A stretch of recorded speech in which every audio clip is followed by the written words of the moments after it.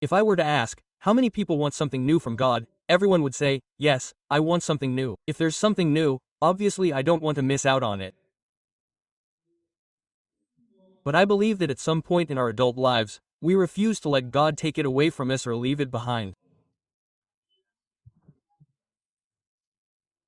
And if we're not careful, our future ends up being an extension of our past. In other words, we are condemned to repeat the mistakes of the past. We should never take it with us on our journey. We have to learn. We have to learn from our wounds. We have to learn from our scars. But carrying the past around with us is not having learned. It's simply not being able to get rid of the old. There are people who, for example, are tied to the past even in the way they speak. They say, my ex, for example, was married and got divorced. My ex, rest assured that no one is going to take him away from you, he will be yours. But it was necessary to remember that he is yours. In other words, there are people who live with me. This was my bankruptcy, that was my failure. And we take ownership of those things and move forward with our ex, with our failure. We move forward with things that perhaps don't make sense for us to carry, and instead of traveling lighter, we travel heavier. I insist, God's future is available to everyone, but not everyone can leave the past. Everyone leaves Egypt quickly, but getting Egypt out of the way is the task that we pastors have with most congregations. I do the same with myself. Leaving Egypt was quick. I left Egypt, and I left and went through the waters of baptism and accepted Christ. But later I went through a process in which I realized that it wasn't magic, that the waters of baptism did not change my old way of doing things. Yes, I was starting a new life, yes, sin died, but I had to learn to live in a different environment now, to manage myself in faith. I had to learn to change the stigmata in my mind. I had to reset my hard drive and we came to Christ and left the slavery of Egypt. But then getting Egypt out of our hands is the big task.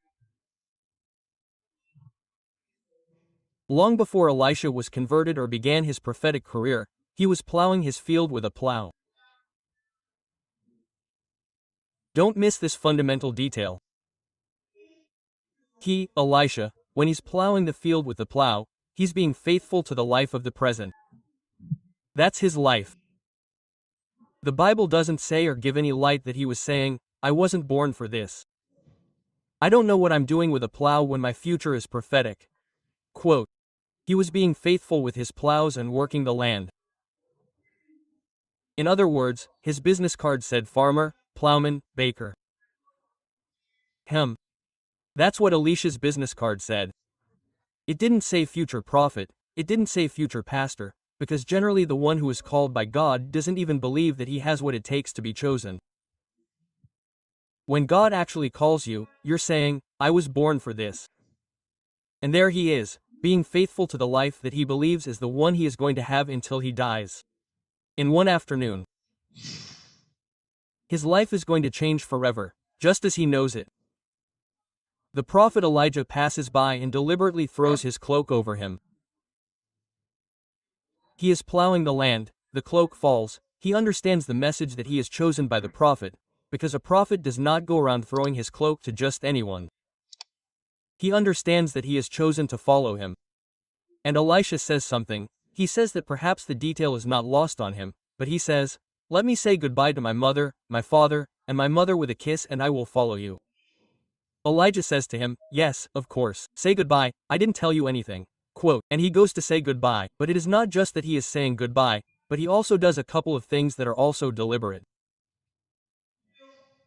Elisha takes the bones, kills them, butchers them, cuts them up, butchers them, and prepares a good barbecue and a good roast. That wasn't a barbecue, it was an Argentine barbecue. Because those guys were married to Argentine cows, says a theologian. He cuts the plow wood into pieces and uses it to cook the meat. Note the detail, he doesn't look for firewood, he destroys the plow, he destroys his work tool. He makes firewood and it wasn't because he lacked firewood. He deliberately, surgically takes that step, breaks the plow, makes firewood, kills the plows, cuts them up and puts them there to cook and distributes the meat to all the people. Because imagine, it was a lot of meat, he distributes it, says goodbye, and when he follows the prophet Elijah behind him, all that was left of his things was dust and ashes. He had nothing. The radical thing the prophet does here is that he had nowhere to return to. If in a few weeks or months things went wrong for him, he had neither plows nor hoes to go back to what he knew how to do. Some people miss this detail, but he literally burns his past.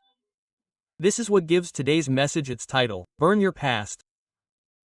The big problem we have as believers. We renounce the past, but we don't burn it. We try not to remember it, but we never get rid of it completely. And here I see a man who says, I don't want to know anything that apart from the memory of the past is no longer available to me. Otherwise, he only had one direction forward. He couldn't say, Elijah, I got it wrong, you weren't the prophet I was expecting. Well, the truth is that I don't have what it takes to follow you, but don't worry, I have the footprints and the side right there in the garage. He didn't have anything. What happens to Israel when they leave Egypt is something similar. The problem with Egypt, or with the forgiveness of Egypt, with the Israelites when they left Egypt, is that for them slavery was an option. Every time things looked bad, they would say, but Moses, it would have been better if he hadn't taken us out. One of them had the nerve to say, we were better off, we were slaves, they beat us all day, but we ate onions. It was crazy. Back there we ate meat. It seems that they loved the ininu when they were slaves, that they loved the vegetables when they were free, that they loved the manna when they were free. For them, slavery was always an option. From the moment they found themselves with the Red Sea in front of them and the Egyptians behind them, they began to say, it would have been better if he hadn't taken us out. It wasn't like someone who said, what do I know? I'm free, I'll starve to death, but I'm free. I'll eat manna every day, but I'm free. When weighing the balance between freedom and what was known, they preferred the slavery of what was known. Hence the famous phrase coined, better the devil you know than the devil you don't know. I wish this phrase were only between husband and wife. I know it between lovers. What are you doing as a girlfriend with this idiot? Oh, it's worse to be alone. How is it better to have the devil you know than the devil you don't? How many people miss out on the best by settling for the good? They are people who still have slavery as an option. Well, if things go badly for me, I can still go back. And so it's like a prisoner or ex-convict who gets out of jail and longs for the bars and says, well, I didn't work there, they fed me there, I was a prisoner there. So the question is, are you really free? No, you are a prisoner who walks the streets. All of us who are here are free. I'm afraid not, because many, even though they say they are free, still have an option, a plan B. If something goes wrong, I can go back. And the Lord, time and time again, from the prophets to when he himself commissioned the disciples, made it clear that God's jurisdiction is always in front, never behind. I don't see a Lord saying, look, why don't you fix your past and your little things first? Abraham tells him, leave your country. Leave your relatives and go to a land that I will show you. He shows him a little piece of the GPS. It doesn't tell him exactly where to go, or what clothes to pack, or if his wife will agree. Go, let's go ahead. And they will see that this is the common denominator. They tell Jesus, I will follow you wherever you go. And he says, foxes have holes, birds have nests, but I, Son of Man, have nowhere to lay my head. If you go ahead, don't think that the ergonomic pillow is going to take you. Quote. To another he said, follow me, but Lord, let me bury my father first.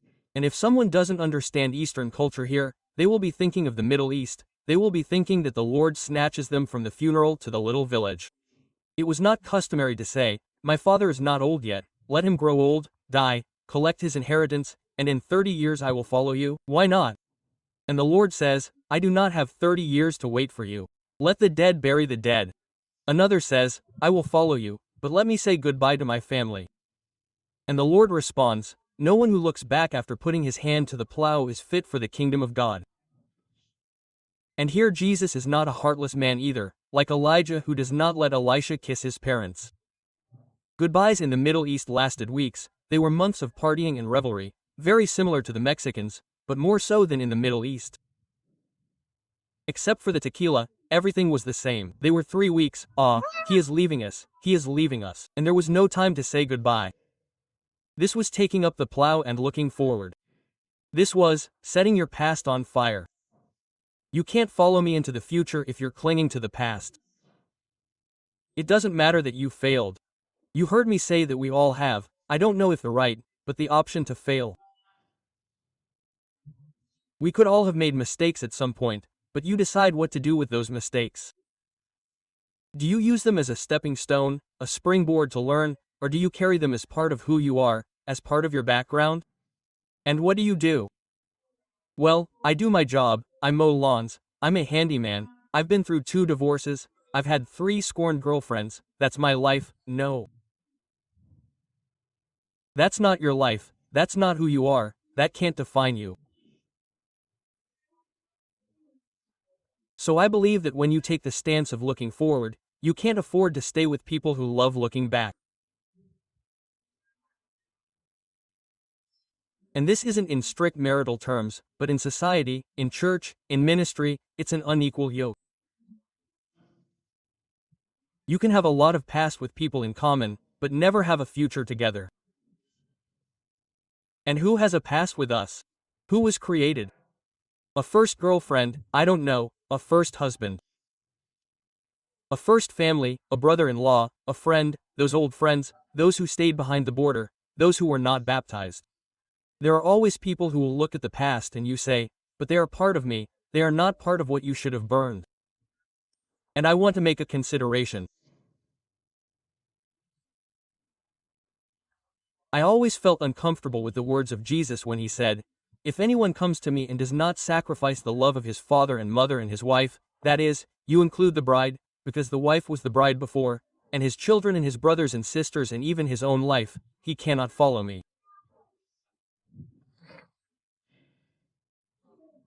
Notice that he uses this language to give a visceral understanding of what it means to love God with all our being. At another point, God is saying, there will come a time in your adult life when you are going to have to choose between what matters to you and me. What he's saying is that there are people who can keep you trapped in the past and you have to be willing to let go of them in order to embrace the future. Does this mean you stop honoring your parents? No, here's my point, the point I don't want to miss. It's one thing to burn the past, it's another to burn bridges. Bridges that you might need to cross again someday. Because I don't want someone to come to the house and say, old lady, don't come visit me anymore. As the pastor said, hallelujah, you're from my past. Boom, no. Burning bridges has to do with burning affections. What I'm talking about is burning ships. A phrase that Alexander the Great coined. Burning ships means either we win the battle and conquer the land or we don't have ships to get home. Burning ships is like, I look back and I have no more wishes, I have no more plows. And this is the only law, I don't know if it's a law, a secret, or a principle for traveling light. Don't take things from the past with you, because it's very possible that you'll never embrace the future if you're carrying the past with you.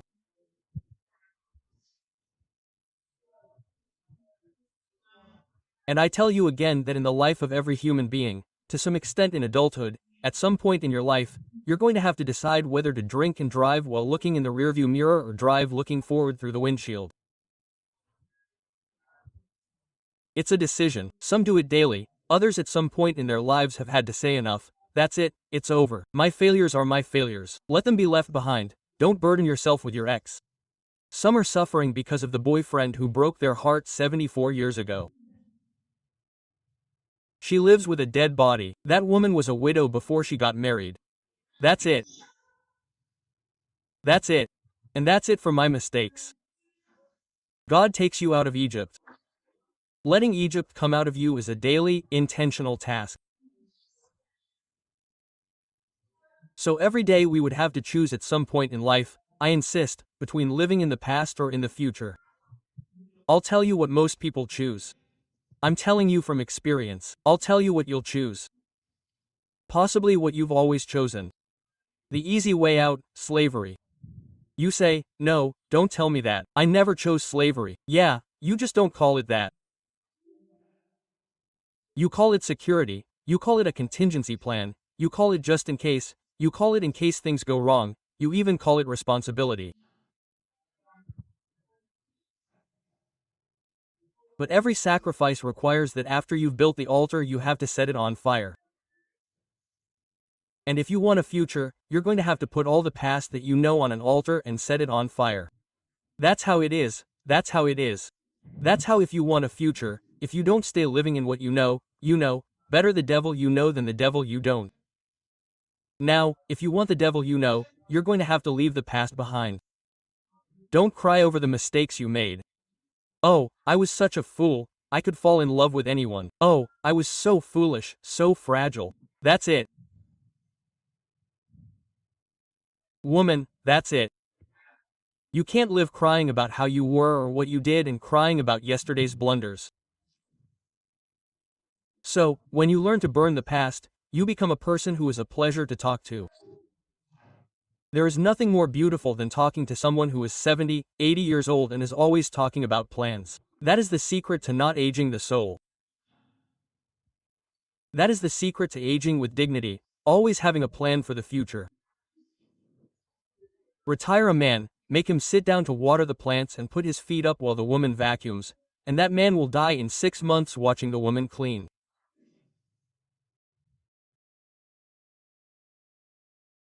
He says, I want to die. What am I going to live for? You take away a soldier's ability to fight and what is the point of living? They have to tell David, don't fight anymore because you're already old. A giant almost killed you. He killed a giant at the beginning of his military career and a giant almost killed him when he was already old. But notice that his officers tell him, don't go out to war and give us your wisdom. Teach us to fight, because you are worth more than 100 of us. And if they kill you, put out the lamp of Israel. So stay here and keep giving us strategies. They don't tell him, why don't you retire? We'll give you an Oscar and you can go home. No, teach us from another place. Do you realize that the Lord always reinvents us to stay alive? But at some point in life, one has to get out of the, I'm going to tell you what happened in 1992. I was already deceived in 92. That's it. How many World Cups have passed? That's it. Leave it. How much are we going to suffer? My footprints are gone. And there is a very big difference between having footprints ready for if things go wrong, and sailing without a life jacket. Because when you go out in your ship without a life jacket, the only one who can rescue you is Christ walking on the water. He is the only one who can lift you up, even if he calls you a man of little faith. The only one. Look, I'm going to tell you 2 things before I finish. First, when it comes to moving forward, there are things you don't need to pray for. I'll say it over and over again. There are things I don't need to pray for because I already know the answer. I need conviction and courage to move forward. You don't have to pray. There are things you don't have to pray for. I have to steal this. I'm going to pray. I'm going to pray to see if I have to steal it or not. Oh. I have to kiss my mother-in-law. No, no, no, no, don't pray. Unless you're going to hand her over, if not, don't even pray or kiss her. There are things you don't have to pray for, you just have to move forward.